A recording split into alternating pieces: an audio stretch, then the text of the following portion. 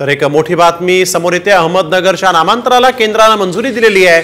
त्यामुळे अहमदनगरचं नाव आता अहिल्यानगर होणार आहे। अखेर केंद्र सरकारने देखील राज्य सरकारकडून पाठवण्यात आलेल्या प्रस्तावाला यावेळेस केंद्रीय मंत्रिमंडळाच्या बैठकीत मंजुरी देण्यात आली। महसूल मंत्री राधाकृष्ण विखे पाटलांनी ट्विट करून या संदर्भातली माहिती दिली। या संदर्भात विखे पाटलांनी नेमकं काय ट्विट केलेलं आहे पाहूया। अहिल्यानगर नामांतराची वचनपूर्ती।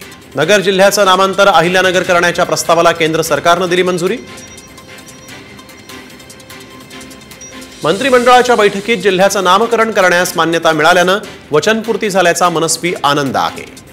तर एक मोठी बातमी समोर येते। अहमदनगरच्या नामांतराला केंद्राने मंजुरी दिलेली आहे। त्यामुळे अहमदनगरचं नाव आता अहिल्यानगर होणार आहे। अखेर केंद्र सरकारने देखील राज्य सरकारकडून पाठवण्यात आलेल्या प्रस्तावाला यावेळेस केंद्रीय मंत्रिमंडळाच्या बैठकीत मंजुरी देण्यात आली। महसूल मंत्री राधाकृष्ण विखे पाटलांनी ट्विट करून या संदर्भातली माहिती दिली। या संदर्भात विखे पाटलांनी नेमकं काय ट्विट केलेलं आहे पाहूया। अहिल्यानगर नामांतराची वचनपूर्ती। नगर जिल्ह्याचं नामांतर अहिल्यानगर करण्याच्या प्रस्तावाला केंद्र सरकारने दिली मंजुरी।